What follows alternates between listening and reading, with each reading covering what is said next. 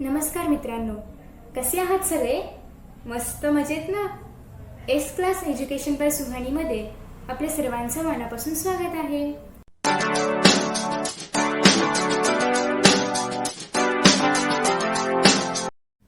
मित्रांनो, आज आपण रायटिंग स्किलमधील एक महत्त्वाचा घटक पाहणार आहोत, तो म्हणजे इन्फॉर्मेशन ट्रान्सफर. इन्फॉर्मेशन ट्रान्सफर हा क्वेश्चन नंबर 6 असतो. त्याच्यामध्ये A1 क्वेश्चन नंबर 6मध्ये ए आणि A1मध्ये असणार आहे तुम्हाला नॉन वर्बल टू वर्बल आणि A2मध्ये असणार आहे verbal to non verbal. Okay, so question number 6A जो की इन्फॉर्मेशन ट्रान्सफरसाठी असतो आणि क्वेश्चन नंबर 6B जो की त्याच्यामध्ये तुम्हाला एक्सपांड दी थीम असते, मग त्याच्यामध्ये न्यूज रिपोर्ट आहे किंवा त्याचबरोबर त्याच्यामध्ये तुम्हाला डेव्हलपिंग अ स्टोरी आहे. सध्या आपण फक्त क्वेश्चन नंबर 6A बद्दल पाहतोय. याच्या आधीचे जे काही घटक आहेत रायटिंग स्किलमधले ते मी ऑलरेडी अपलोड केले आहेत आणि आय होप की तुम्ही ते पाहिले असतील. आता हे जे इन्फॉर्मेशन ट्रान्सफर आहे ते 5 मार्क्ससाठी असतं. म्हणजे A1 देखील 5 मार्क्ससाठी, याला ऑर असतं A2 देखील 5 मार्क्ससाठी. म्हणजे एकतर A1 करायचं आहे किंवा A2 करायचं आहे. A1मध्ये असणार आहे नॉन वर्बल टू वर्बल.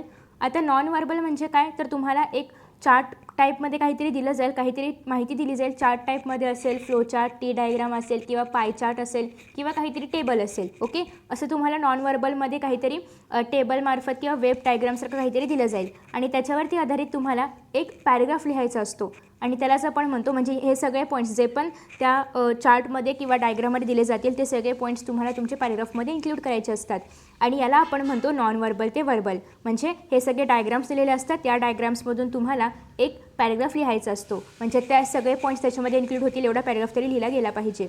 मग आता याच्यामध्ये नेमकं मार्किंग स्कीम कशा पद्धतीने असते, तर तुम्ही जेव्हा नॉन वर्बल टू वर्बल लिहिणार तर तुम्हाला टायटल देणं गरजेचं आहे.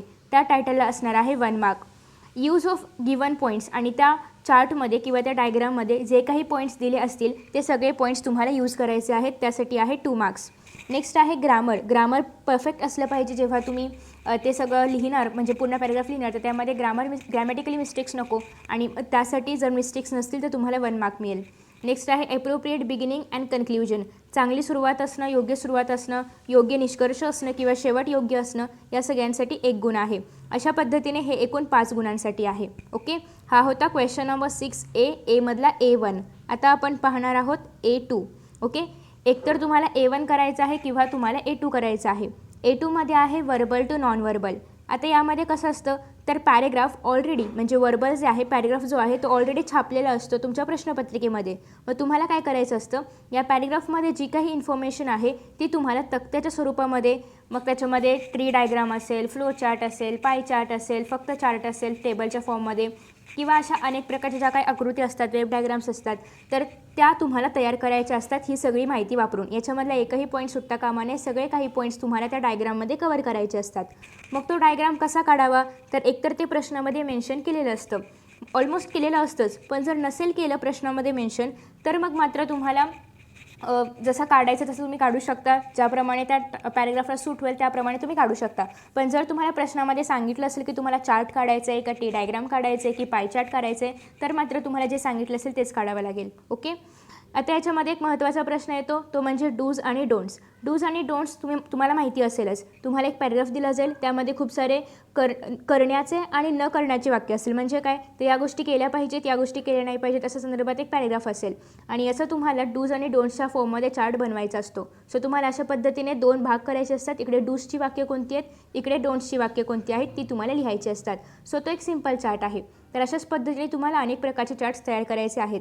टेन्शन घेऊ नका, आपण खूप सारे एक्झाम्पल्स पण पाहणार आहोत. तुम्हाला खूप सारे क्वेश्चन्स पण दिले जाणार आहेत. प्रत्येक प्रकारचा एक क्वेश्चन तुम्हाला दिला जाणार आहे, तो तुम्हाला सॉल्व करायचा आहे. सो आता या ठिकाणी वर्बल टू नॉन वर्बलमध्ये टायटल देण्याला 1 मार्क आहे.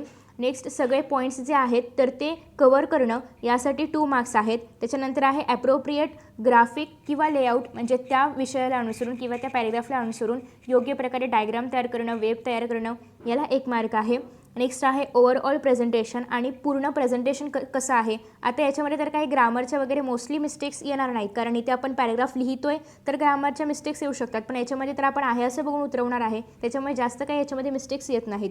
सो या ठिकाणी कशाला मार्क्स जास्त आहे, तर प्रेझेंटेशनला आणि सगळं आपण जे काही ड्रॉ करणार आहोत किंवा जे पण डायग्राम आपण काढणार आहोत, कन्स्ट्रक्ट करणार आहोत, तर ते सगळं त्या पॅरेग्राफला अनुसरून आहे का, याच्यासाठी असणार आहेत 2 मार्क्स.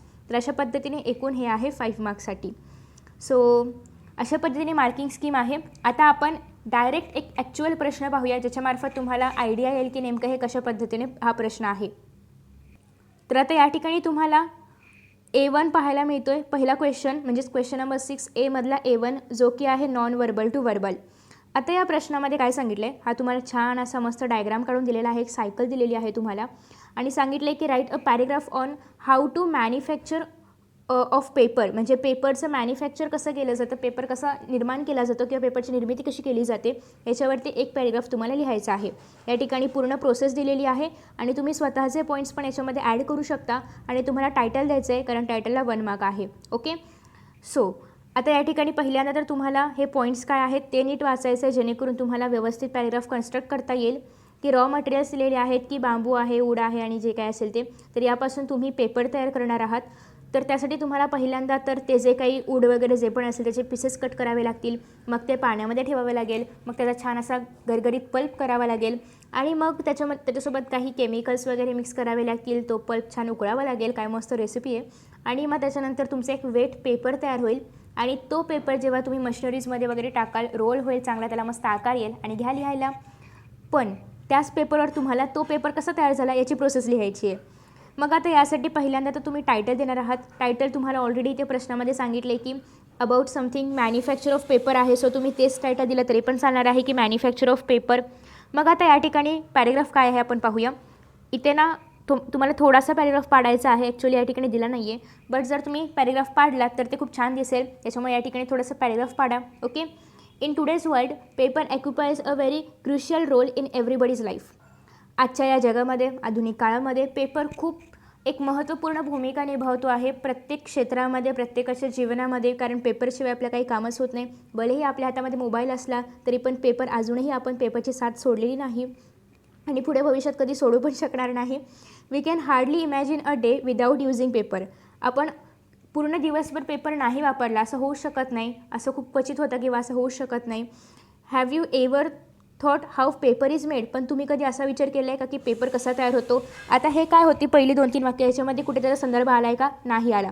पण आम्हाला म्हणजे आपल्याला सुरुवात करायची आहे आणि सुरुवात करत असताना कुठेतरी त्या विषयाशी निगडीत आपल्याला इतर काहीतरी आपले स्वतःचे पॉईंट्स ॲड करायचे आहेत. सो त्यासाठी आपण हे घेतलं आहे. ही फक्त सुरुवात आहे. हे पॉईंट्स याच्यामध्ये तुम्हाला कुठे मिळणार नाहीत. हे तुम्हाला स्वतःच्या मनाने लिहायचे आहेत, पण ते त्या विषयाला अनुसरून असले पाहिजेत.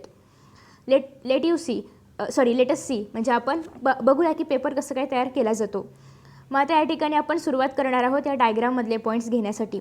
पहिल्यांदा सांगितलेलं आहे की रॉ मटेरियल काय वापरलं जातं. त्याच्यानंतर first the above sed raw material is taken and it cut in two pieces and immerse थ्रूली in water. मग या ठिकाणी जे पण सांगितलेलं आहे ते पॉईंट्स इथे घेतलेले आहेत. असं नाही की आहे अशी वाक्यरचना यायला पाहिजे. तुम्ही याच्यामध्ये थोडंसं स्वतःच्या मनाचं काही ॲड पण करू शकता, परंतु याच्यामधले सगळे पॉईंट्स मात्र आले पाहिजेत. ओके.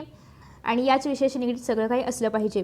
आणि मग हे सगळं एका पल्पमध्ये कन्वर्ट होतं आणि मग हा जो पल्प आहे त्याच्यामध्ये काही लाईम, काही व्हाईटनिंगसाठी वगैरे मिक्स केलं जातं आणि त्याच्यानंतर तो पल्प बॉईल केला जातो. मग तो मशीन्समधून किंवा थ्रू वायर मेशेसमधून पासआउट केला जातो.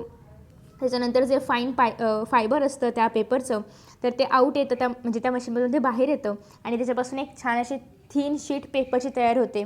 आणि if it is wet this is passed over heated roller. आणि जर हे वेट असेल ना तर ते काय केलं जातं, हिटेड रोलरमधून म्हणजे ते गरम होण्यासाठी किंवा ते वेटपणा त्याचा सगळा निघून जाण्यासाठी ते रोलरमधून पासआउट केलं जातं आणि ज्याच्यापासून पेपरचं एक शीट तयार होतं. ओके. सो अशा पद्धतीने हे सगळे पेपर्स जे आहेत ते त्याच्यानंतर छान बाइंडेड केले जातात. त्यांचं एक बुक बनवलं जातं किंवा त्यांना चांगला शेप दिला जातो, साईज त्यांची व्यवस्थित केली जाते आणि मग ते मार्केटमध्ये आणले जातात विकण्यासाठी. तर अशा पद्धतीने हा पूर्ण पॅरेग्राफ होता जो की होता मॅन्युफॅक्चर ऑफ पेपरबद्दल आणि हा क्वेश्चन नंबर 6A1 होतं. तर अशा पद्धतीने तुम्हाला नॉन वर्बल टू वर्बल हा क्वेश्चन सोडवायचा आहे. सगळे काही मुद्दे तुम्हाला मुद्देसूद लिहायचे आहे. मुद्दे याच्यामध्ये सगळे काही कवर करायचे आहेत. सो तुम्हाला स्क्रीनशॉट हवा असेल तुम्ही घेऊ शकता. आता आपण पाहणार आहोत याला जो और प्रश्न आहे जो की वर्बल टू नॉन वर्बल आहे तर तो प्रश्न. So verbal to non verbal या प्रश्नाची सुरुवात अशी आहे की कंप्लीट द टेबल गिवन. आता ही जी इन्फॉर्मेशन आहे या इन्फॉर्मेशनसाठी ऑलरेडी तुम्हाला टेबल छापून दिलेला आहे. छापून दिला जाईलच असं काही कंपल्सरी नाही, परंतु या ठिकाणी प्रश्नात जर सांगितले की टेबल तुम्हाला खाली दिला आहे तर खाली टेबल दिला असणार आहे. ओके. त्याच टेबलमध्ये तसाच टेबल ड्रॉ करून तुम्हाला त्याच टेबलमध्ये तीच माहिती लिहायची आहे. ओके. जे की याच्यामध्ये सांगितलेली आहे. सो तुम्हाला आता आधी आपण हा पॅसेज रीड करूया, मग तुम्हाला याच्याबद्दल आयडिया येईल की पॅसेज कशाबद्दल आहे. There are 4 different types of soils. कळलं की हा पॅसेज सॉईल्सबद्दल आहे. म्हणजे तुम्ही याला टायटल पण सॉईल्स संदर्भात काहीतरी देऊ शकता, टाईप्स ऑफ सॉईल किंवा जे काही असेल ते. किंवा जर त्यांनी टायटल पण बऱ्याचदा दिलं जात नाही पण क्वचित दिलं गेलं असेल तर तुम्ही तेच टायटल लिहायचं आहे. They are laterite soil. आता आपल्याला सॉईलचे टाईप सांगितलेले आहेत. Sandy desert soil, black cotton soil and alluvial soil.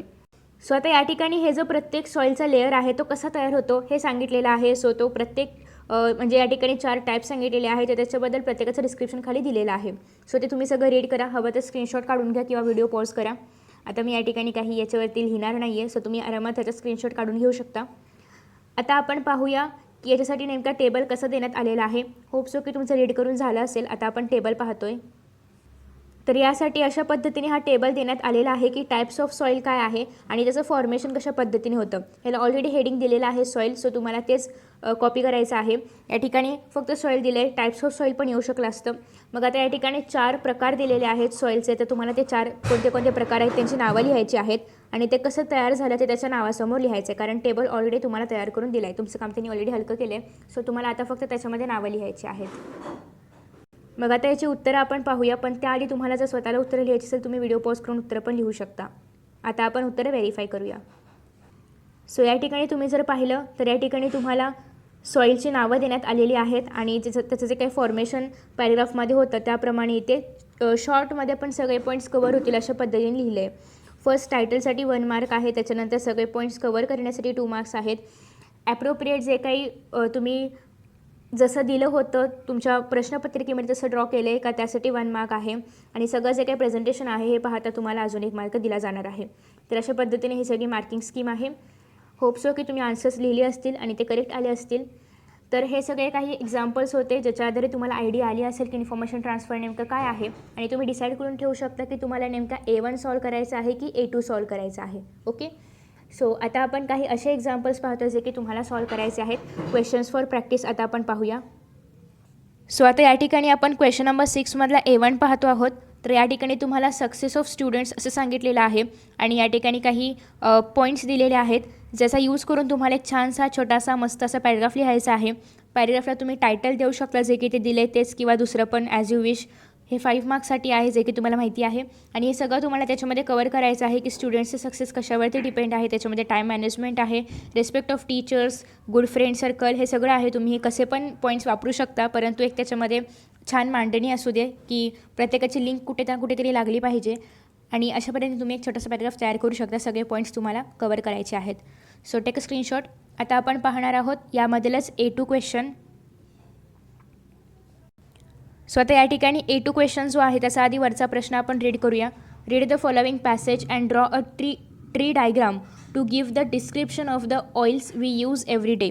आता तुम्हाला या ठिकाणी ऑलरेडी कळते की हा जो पॅरेग्राफ आहे हा ऑइल्सबद्दल आहे, तेलांबद्दल आहे.